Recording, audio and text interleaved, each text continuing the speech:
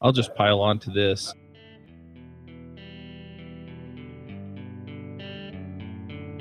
Hey, everybody, and welcome to episode 282 of the Ruby Rogues podcast. This week on our panel, we have a new rogue, Jerome Hardaway.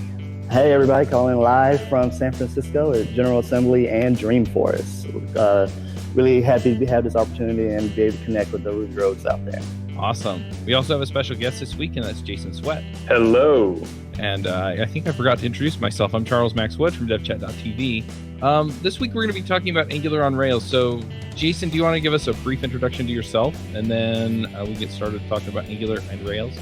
Sure. So my name's Jason Swett. I'm the author of AngularOnRails.com. I'm historically a Rails developer. Been teaching myself Angular over the last little while. And as I've been teaching myself Angular, I've been teaching it to other people as well. Nice. I think, Jerome, you also mentioned that you've done some Angular. Yes, I actually use Angular and Rails to teach veterans how to code. And I used to work a lot in using Angular and Rails past couple of years. So I definitely is a great front-end connector for your Rails app. So I love it. Awesome. So I'm curious, is your experience mostly with Angular 2, which has been out for, I think, 3 weeks now? Or is it Angular 1? For me or for both the guests? Angular 1 for me, 1 and 1.5, I guess you could say. Mm-hmm. I haven't really dived into Angular 2 yet. I don't know, Swett, is your tutorial, is that Angular 2 now? Yeah, it's Angular 2. So pretty much all of my production Angular experience is Angular 1.x.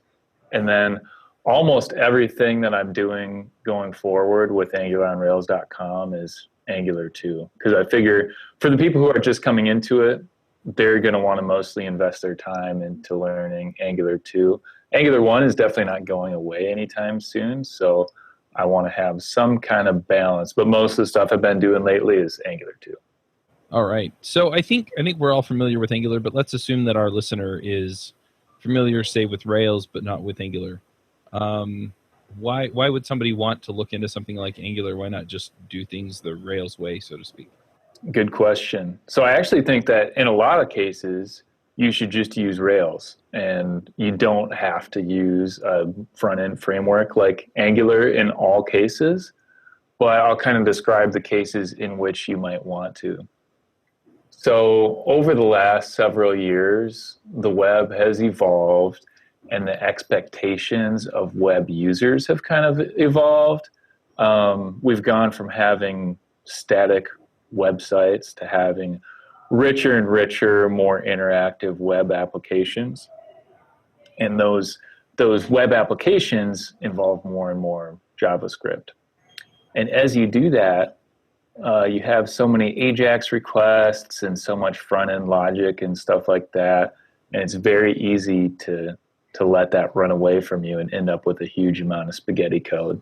So in my mind, one of the benefits of Angular is that it gives you places to put things, and it gives you some structure for your front end portion of your application, so that you don't automatically end up with a mess. You certainly can still end up with a mess even if you do use Angular, but it gives you slots to put things, and so that's one part of it. And the other part of it is just it makes all this interactivity a lot easier than if you're coding all this stuff from scratch.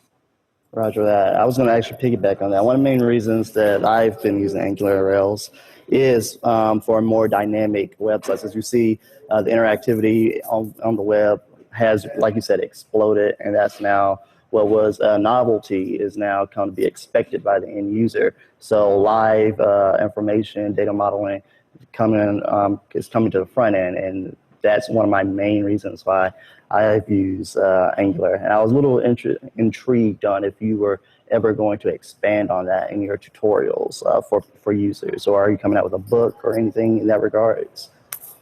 Well, before I answer that, expand on which part exactly do you mean? Expand on more of the real-time data modeling that you can do with Angular when it comes to inputting information and actually having it show or search, like a fuzzy search live, things of that nature. Are you going to be implementing more of that into your tutorials? Good question. So that kind of stuff is more detailed than the stuff I've been covering so far.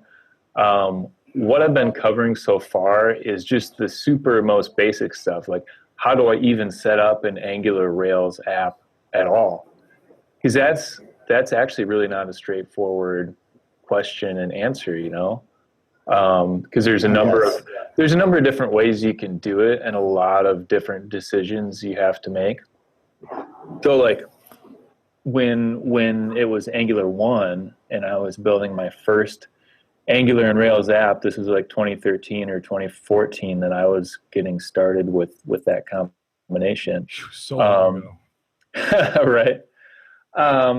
I was like, okay, how do I structure my Angular application? Like, where do I put stuff? I don't think at that time we had that. What now is, I think the first it was the de facto standard, and now I think it's officially like blessed as the standard, that John Papa Angular style guide. That didn't exist, or at least I didn't know about it back then. Everybody just kind of structured their Angular application however their dev team decided to. So there was really no direction.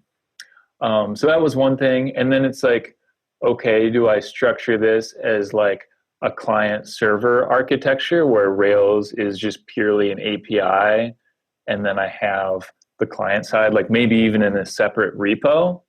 Or do I put Angular in the asset pipe? Like there's so many decisions you have to make just before you even get to square one and you can have a hello world app.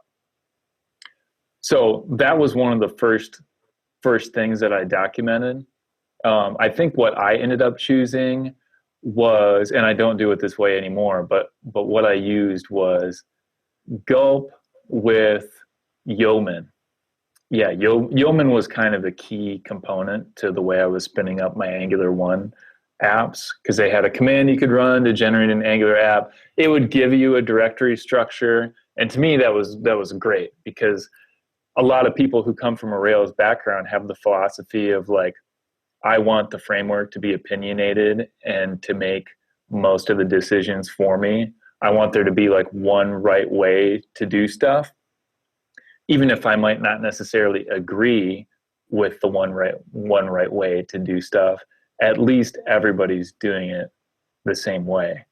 One of the really nice things about Rails is that if you jump into any Rails project, chances are that it's going to pretty much look like most of the Rails projects you've done in the past.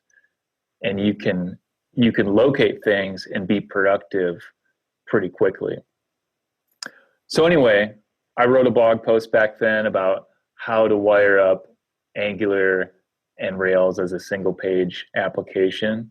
And that was a pretty popular post. And looking back, I don't know if I even like agree with the stuff I wrote, but at least it was a way to get started. It kind of, you could skip over scratching your head and making all those decisions and thinking about that stuff. And it was just totally paint by numbers. Roger that. We have to like share some notes. I've been using Bower to do that. I really like Bower for my CLI and just being able to integrate things. So after the show, I would love to connect with you and be able to trade some notes on that at a later date. Absolutely. So you mentioned the CLI stuff. With Angular 2, we have the Angular CLI. Have you guys used that much at all yet?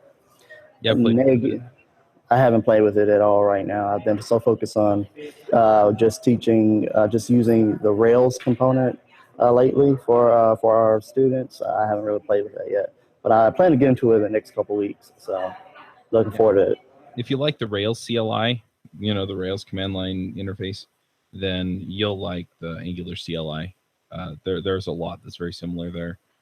And speaking about setting up Angular on Rails, I mean, I've seen people try and make it work with sprockets and the asset pipeline in Rails. And then I've seen people pull in just, in other ways, pull in Angular and make it work that way. So they kind of set up their own little client project area. Then they use something like Webpack, or the CLI actually pulls in Webpack for Angular 2, or do something like Bower, or, some other build process with gulp or grunt and just make that Mhm. work. So there are a lot of ways to go. Yeah, and that's the tough thing, is that there's so many different ways you can do it. Um, I'm really glad that for Angular 2, the Angular CLI exists, because it would it would not be ideal if everybody who's doing Angular is structuring their project in a way different way. And every time you come into a new Angular project, even though it's still Angular, you have to get familiar with that unique directory structure and build system and all that stuff. I like the fact that if you're using Angular CLI, you're going to get the directory structure that Angular CLI gives you. It's going to be using Webpack. And I've been betting pretty hard that in the future, Angular CLI is going to become a really central part of the workflow for most people's Angular 2 development. And so for all my Angular 2 educational stuff, Angular CLI is a part of that. So one thing that I'm wondering then is, if you're using Angular CLI, it kind of comes with its own build process with Webpack. So do you let it essentially build your TypeScript Angular app into whatever JavaScript file it's going to build and then hand that off to the asset pipeline, or do you just include it separately? So here's how my dev process goes. And let me back up just a little bit before I answer that, Chuck, and describe how I structure my Angular Rails apps. So when I'm building applications, I'm kind of making an assumption about my audience that they want to build single page applications, because I kind of have to pick one style and go with that, because I just can't cover all the different permutations that are possible. It's just too much documentation for me to write. So I'm assuming you want to build a single page application. The way I handle that in development is I spin up a Rails 5 API only application, have that going on localhost 3000. And then separately, I spin up an Angular CLI project. I run the ng serve command to let Angular CLI spin up an Angular server. That runs on localhost 4200. And then I proxy any API requests locally to localhost 3000. So I have the Rails server and the Angular server running separately locally. Then when I deploy, I have Angular CLI do a build into the public folder for Rails, and then I just run it all in the same place. I don't know if that answers your question, Chuck. Yep, it sure does. One of the things, with my experience, what I've been doing is that like I said, I've been using a combination of Bower and Sprockets, and instead of having it run on 4200 and localhost 3000, I've been integrating them both and having them run in unison on localhost. So one of the things I wanted to ask is, why would you go through that process of having it run in separate components instead of focusing on getting it to integrate as smoothly as possible? So all you have to do is that Rails S, and then turn it and then have it run. That's how we teach our troops. So I just want to understand the why behind your method. Sure. So it sounds like the way you're doing it is, are you putting it in the asset pipeline? Yes, we are putting it within the asset pipeline using and also Bower files, things of that nature. Yeah, and that's a totally fine way to do it. I haven't really gone down that path myself, because I'm going kind of the totally separate client server architecture. And some people like that because when you're deciding how to structure your application, it depends a little bit on your team structure. Like, do you have dedicated back end and front end people? Mm-hmm. Go ahead. I was saying negative is just for educational purposes, but go ahead. Yeah. Or if your team is like all full stack people or mostly full stack people, you have everybody who's comfortable doing both Rails stuff and Angular stuff. Because some people even go so far as to have the back end and the front end be separate repos. So that's just kind of the way I chose to do it. It's not necessarily better or worse than any other way. Just, again, I had to pick a way and kind of go with that for all my material. I'll just pile on to this. I like the way that Jason approaches this just from the standpoint of I've never really had a lot of luck getting TypeScript to work really nicely with the asset pipeline. Now, that may have been something I was doing wrong, but I'm a fan of TypeScript. I kind of had to be won over, but I had it explained. I tried it out, and there are a lot of things I really like. So, in order to get TypeScript with Angular 2 to run nicely, I find that the tools that come with Angular and the Angular CLI are a lot nicer.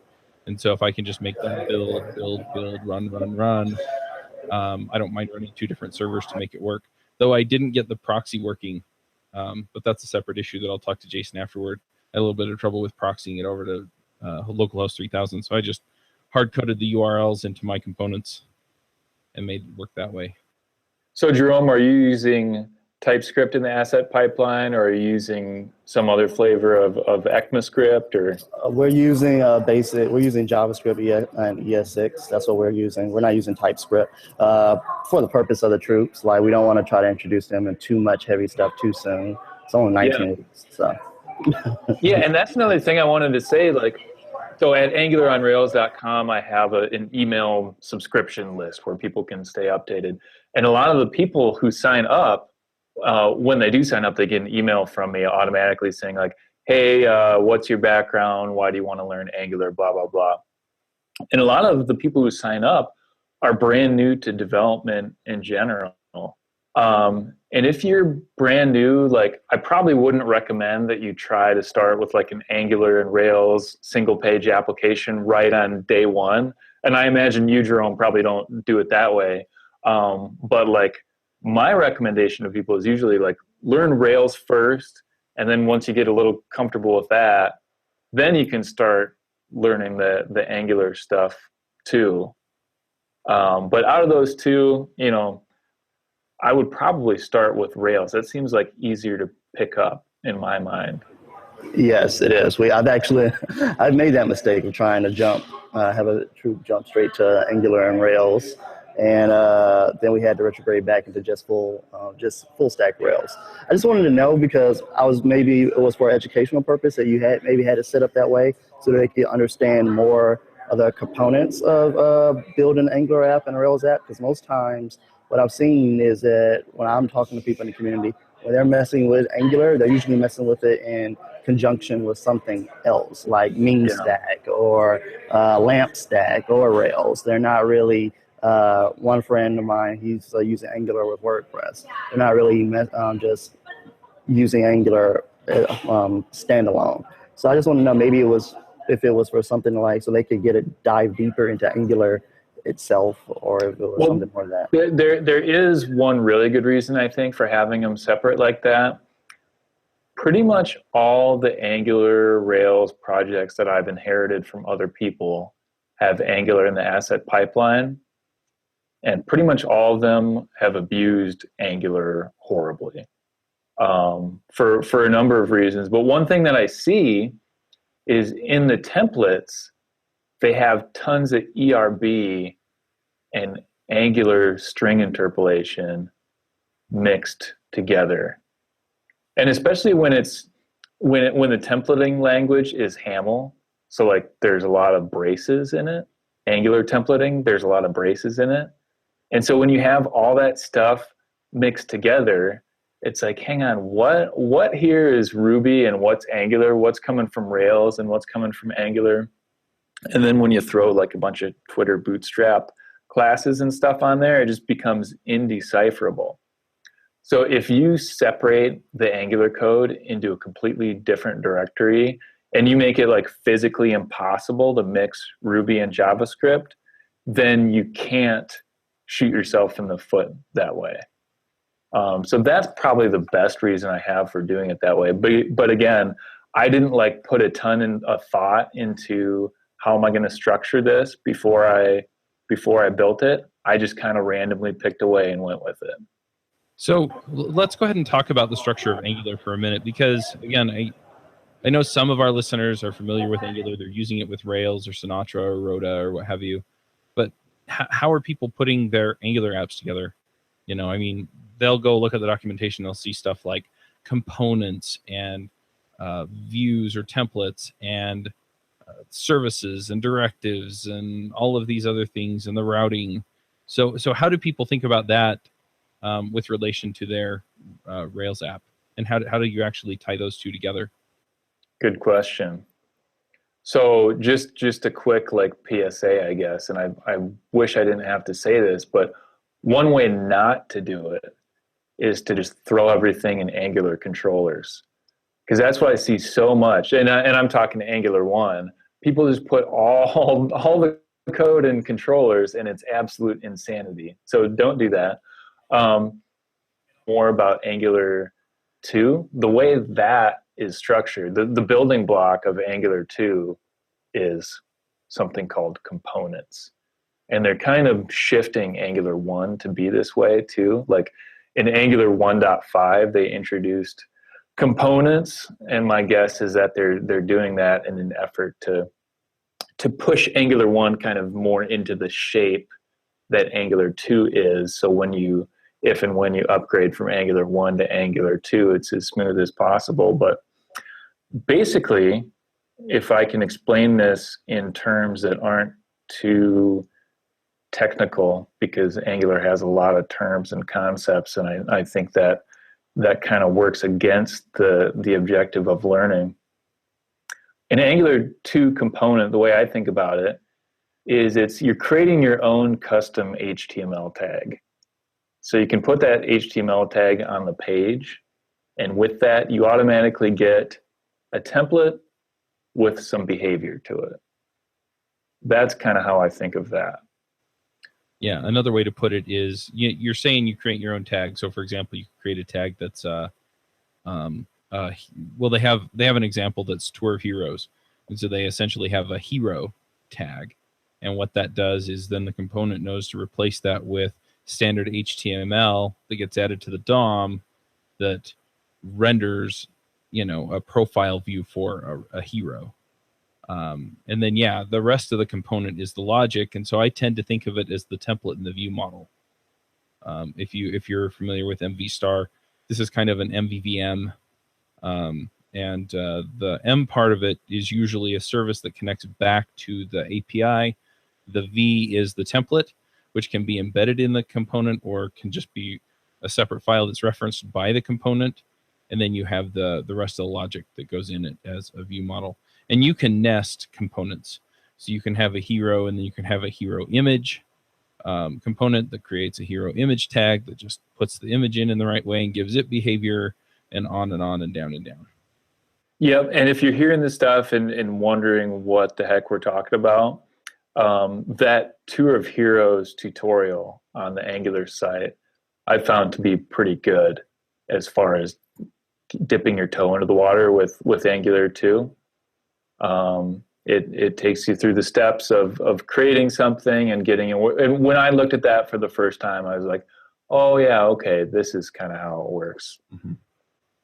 Oh, and then by the way, little self plug here. If you go through the Tour of Heroes tutorial, I have a blog post that shows you how to take that Tour of Heroes tutorial in Angular and then put a Rails app underneath that and get the two to talk to each other.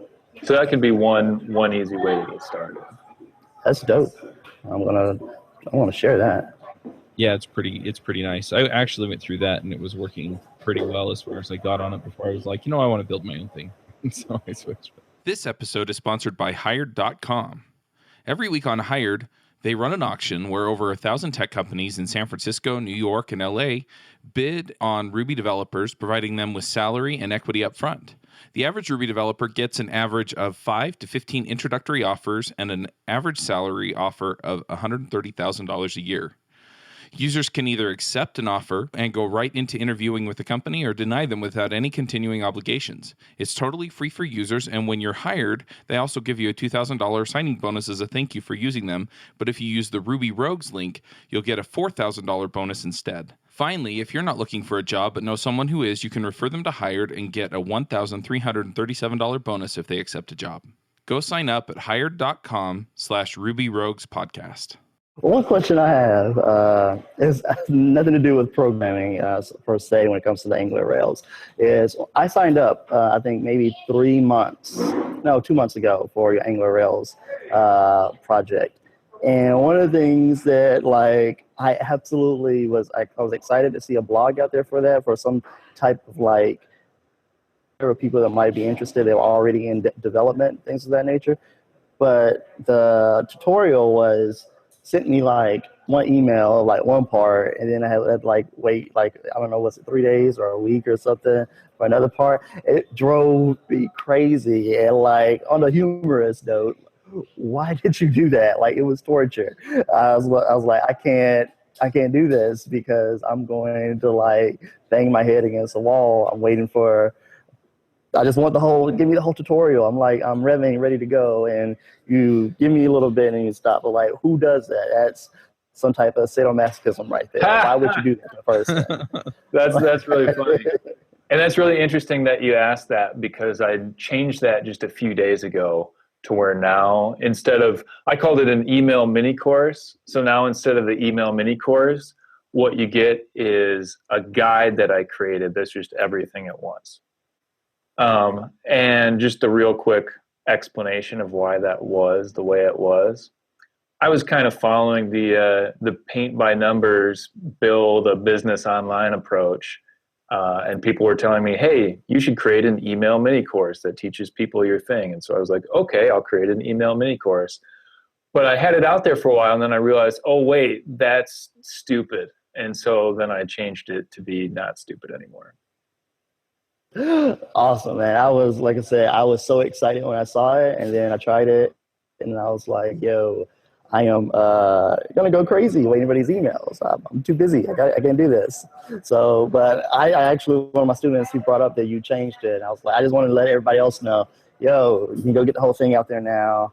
It's an amazing, like, I thought it was a really good resource, especially for people who have some technical experience, but really want to dive into a framework, especially with that, with your concept of connecting Angular to Rails. Right now is really big in the community to connect a JavaScript framework to a Rails app. So you still have that, you know, I guess you could still be like the cool kids, but still use Rails and Ruby at the same time. So it was really, I'm really excited that that's changed. Yeah, and by the way, feedback like that is super helpful. So if anybody listening to this happens to go to angularonrails.com and gets that guide, just please hit reply and tell me what you think of it. Like if you find any mistakes or you think it could have been better somehow, please let me know. So I'm curious, I'm asking this to both of you. What do you think is the hardest part of integrating Angular with Rails? Jerome, I'll let you go first. For me, when it comes to integrating Angular with Rails, I think the initial connection is difficult, and then getting the templating to speak to the Rails app or to work in unison with the Rails app. That's from my point of view, from my experience, is those first initial steps are always the hardest and the ones that can, you know, that makes or breaks the app literally, and you change you from having a real smooth building process to having to start all over.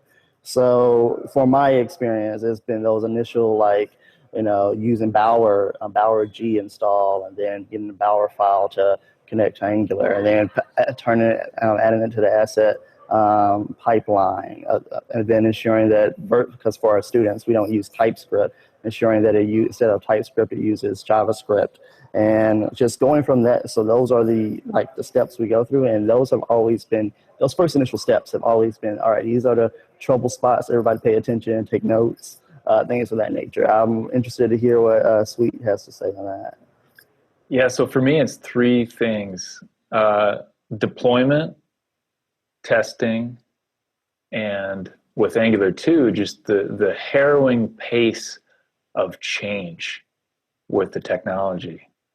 Especially this is a little bit unique to my personal situation, but I'm documenting this stuff.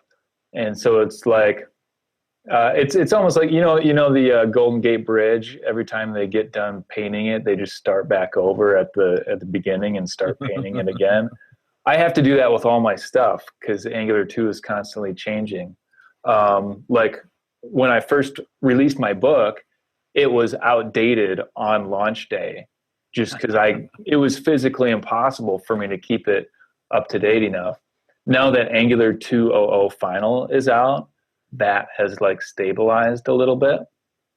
But that for me, that just would drive me nuts when I would document something and then like the day I got done with it, it didn't work anymore because they changed it. So those three things. But like I said, at this point in time, I think that pace of change is slowing down a little bit. But the rapid pace of change in the JavaScript world in general, that is probably not going to slow down anytime. That was actually going to be my next question. Like, why would you invest so heavily in integration of Rails with a application, with a JavaScript web framework that is so rapidly changing? There's a very funny article out right now, shows how JavaScript frameworks are popping out basically like every 15 minutes. It's almost like Krispy Kreme donuts, get it while it's hot. Is insane at the rate that these frameworks are coming out. So I was wondering, especially when they're changing it, with the Rails core, Rails core team, they keep a lot of the things that we are accustomed to while trying to incrementally make it better. As you said before, Rails 1 almost feels totally different from Angular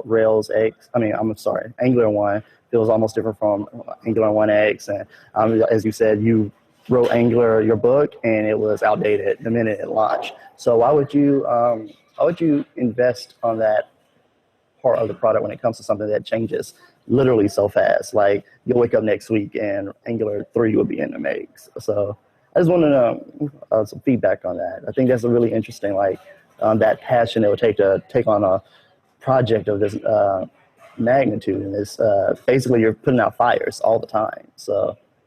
Oh yeah. So I mean, there's two parts of answering that question. One is like in general, why would a person build a production application that uses a front end technology that moves so quickly? And my answer to that would be like, if you're gonna build any new project, think about it before you choose the front end technologies. Like if you sit down with your team and talk about it, and you decide that what you need is an application that has deep, rich, interactive functionality, and it's going to be a nightmare unless you use a tool like Angular, then that's a good reason to use Angular.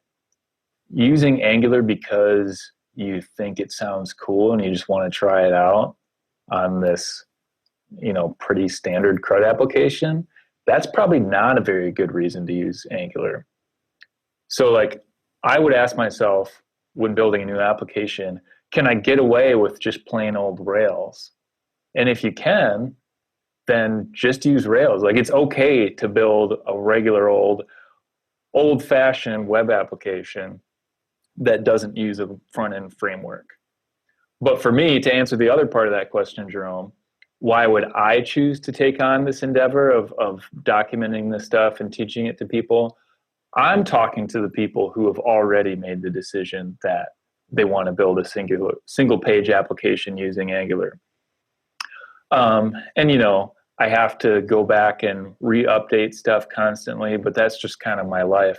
A big reason that I built this at all is because there was nothing like this that existed. Like if you Google Angular and Rails, like I Googled that back when I first started this, like I said, in 2013 or 2014 or whenever it was, I was shocked by how little existed.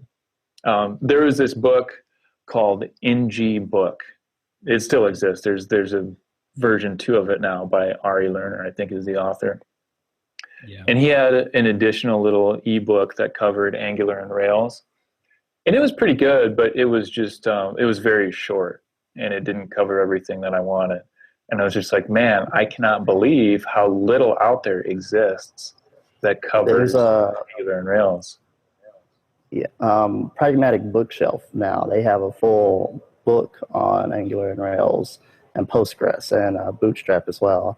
And like I've just recently heard about it and picked it up, and I've looked at it. And between your product and their product, I definitely say your product is it's far more user friendly. It's just one of those things that I just wanted to make understand, because you're right. There's not enough Angular and Rails information out there, or Rails and any JavaScript framework. But I was just interested in it because that stuff, JavaScript frameworks, they change essentially, like I said, almost every 15 minutes. They're like the weather in Miami. It's crazy. So right. Yeah, and people have asked me like if I'm going to put out a print version of the book, and I was like, yeah, maybe I'll do that. But at this point, it's like, I don't think I want to, because the second it gets printed, it'll be out of date. That'd be wasting money now. Bad investment. Keep doing what you're doing. Yeah, and one good thing, like from the consumer end, when you buy an ebook and it gets updated, as long as the author chooses to, they can push out updates. So you can always have the most updated thing, and I like that. Hey, do you need a sanity check on your code? Make sure all the tests are passing. Make sure all the static assets compile. All the normal things that you need to do to make sure that your application is ready for production. Then you need continuous integration, and I recommend Snap CI. Snap CI is a product put together by our friends at ThoughtWorks, and it works great to pull all of your information together about your application, make sure it's ready for production, let your team know if it fails, and overall just make your life easier. So go check them out at snapci.com. Yeah, it's interesting just from the standpoint of, when I'm looking for something like this where, I understand Rails, and this is written for Rails developers, and I understand Angular to, I'm not expert Angular, but I'm passable at Angular. I want something that's just going to walk me through the essentials, but I want something that's going to walk me through the essentials in a complete way so that I don't have to guess at which leaps I have to take. And that was something I really did like about your book, was that, I could skim through it, find the places that I needed to, that I didn't know, and then just plug all that stuff in. And it was pretty apparent where you were going with things and what the next steps were going to be. And so it was easy to follow, and it was nice just to plug in a lot of these pieces so that they just worked. Yeah. I also have to thank you for pointing out Rack Core's gem. Because, I've built apps with Angular 1 and Rails, and I was using Angular 1 basically cross origin, and setting up cores was such a pain. And having something like that where it was just, just allow anything, or just allow these domains. It was really, really nice. So yeah, I think it used to be a lot more painful than it is now. When you spin up a new Rails 5 application now, there's a commented line in the gem file that has the Rack Cores gem in it. And I don't think that was always there. I think that's a recent addition. Yeah, the other tidbit that I picked out of the book was the -- API. Mm-hmm. So when you do the Rails generate on scaffold or controller, it doesn't generate all of those HTML views, which is also very handy. Yeah, I like that a lot too. And there are a lot of other just little tidbits like that, just getting set up, that I really liked. So, all right, this is for the newbies. How would you recommend for a person who's has some experience with Rails? I'm thinking maybe less than a year, but they saw your book and they want to try it. What would you give them the best advice on how to get the most out of your book? So whenever I'm teaching myself a new technology, I do it in kind of 2 passes. On the first pass, I do a spike. So people might be familiar with that term. A spike in general is just when you build some feature quickly and you don't worry about good code or test coverage or anything like that. You're just kind of exploring to see how feasible it is. So that's what I do first. Like when I first built an Angular app, I definitely didn't want to try to build a production application as my first Angular application, because I don't know about other people, but for me, the first time I use any technology the first time, I do it totally wrong. And that was true of Rails too. Like my first Rails app was horrible. My first Angular app was too. So like, if that's the case, let's just consciously acknowledge that. And for my first project using anything, I don't want it to be something that matters. So I would recommend you do that first. Just go through and build something. Just get to a point where it works as quickly as you can. For one, just so you can kind of see what's what. But for two, just for like motivational purposes, you know? It's really discouraging if you try to build something and every 2 seconds it's like, oh, I can't move to the next step because I'm getting this weird error I don't understand or whatever. And if you try to get every little thing perfect, then you're just never going to get there. So I like to do a spike first. And then once I do that, that gives me like a high level overview of the landscape. And I can use that now deeper understanding that I have to go back. And then the second time, I'll pay more attention to good code and test coverage and all that kind of stuff. So to answer your question, Jerome, right now, so I'm like reworking my material to reflect that, because the book doesn't really right now. The book is basically one big long tutorial, which is fine. But the thing that I don't like about it is it tries to make it too perfect the first time through. Like when you're building stuff, it's like, oh, okay, you generated this new component, but that broke our test. So let's go back and fix our tests. So what I'm adding to it is in the beginning, I'm going to add a spike. But right now, if you download my guide to getting started with Angular and Rails, that does a spike for you. So if you want to still get that same thing, you can go through my guide and do a spike. And then you can go to the book, which doesn't do a spike. It goes through the more like really in-depth, cover every little thing, and that kind of thing. So that's I think the approach that I'd recommend. Awesome. Thank you. All right. Well, I want to give you a minute to just talk about what you have at AngularOnRails.com before we get to picks. I have a little bit of a time issue here, so I'm going to push us that way. But if people want to follow up with you, follow you on Twitter, go buy your Angular on Rails book, anything like that, what do they do? Where do they go? Sure. So you can pretty much get to everything by going to AngularOnRails.com. But like I said, there's the free guide to getting started with Angular and Rails, and it's like the front page is that. If you put in your email, it sends it to you. And it won't drip it out over several days anymore, Jerome. It'll give it to you all at once.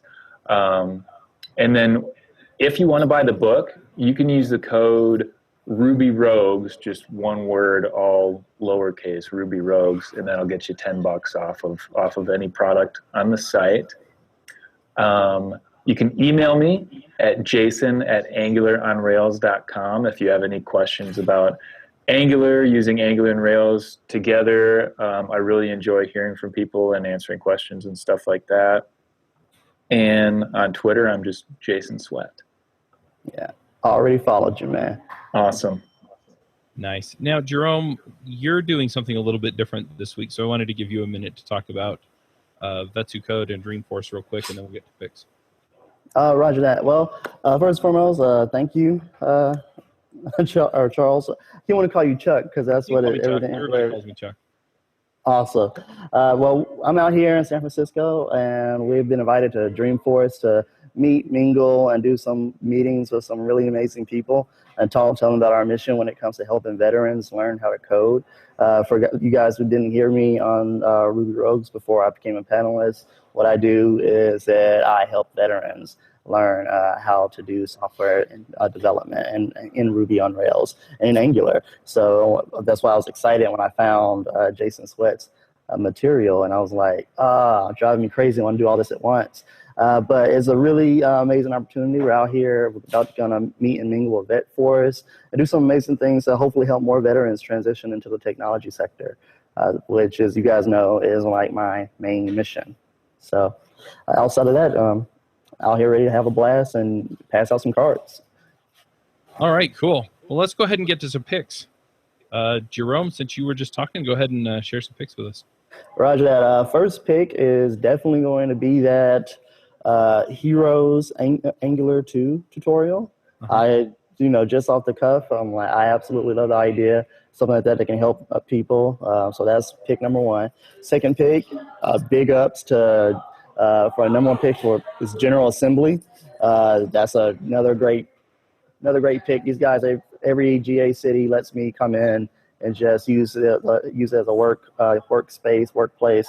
And they've been one of our number one supporters as a 501c3. So definitely my second pick would be General Assembly. And third pick would be Dreamforce for asking us to come out here and, meet and mingle with these beautiful people and, talk about preach the gospel, helping veterans.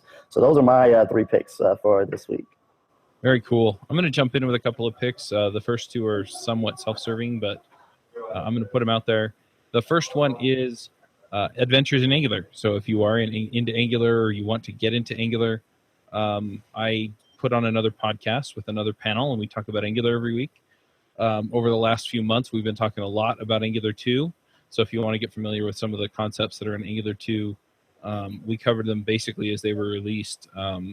Some of the panelists include the developer relations head, team lead, or I'm not sure exactly, but it's developer relations. She's the lead there. She's on our show. The contractor that they have writing all their documentation, he's on our show.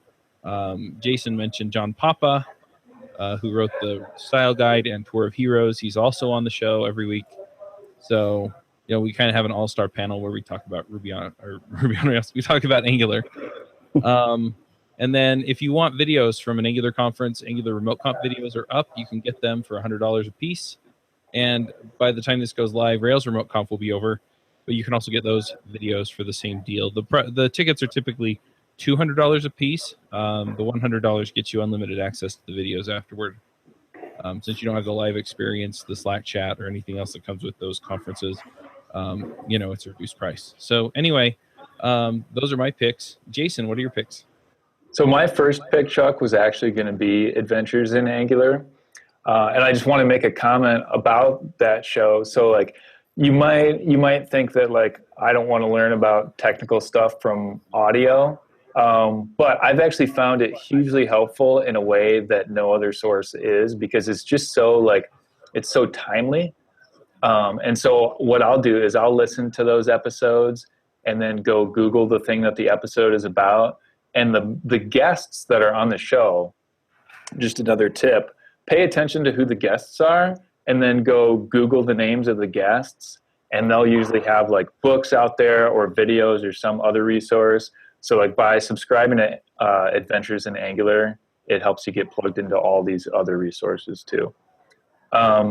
Another pick of mine is NG Book, which I mentioned earlier. I've only read the Angular 1 version of NG Book, but it was really in-depth and really good, so I'm sure NG Book 2 is good too. I just haven't gotten to that one myself yet. And then I actually have a couple non-technical books that I want to share, just because these books have totally been life-changing for me, and it reaches into all areas. And those two books are How to Win Friends and Influence People by Dale Carnegie, and then the other one is The 7 Habits of Highly Effective People by Stephen Covey. So those are my picks. Very cool. Awesome. All right. Two books I really need to get into reading. Yep, absolutely. Stephen Covey actually used to live over here in Provo, and I got to meet him once, and he's a great guy. So that's awesome. Yeah. And yeah, both of those books are really tremendous books. Anyway, we'll go ahead and wrap up the show. Go check out angularonrails.com, and we'll catch y'all next week. Roger that. All right. See you guys later. Bye, guys. Thanks.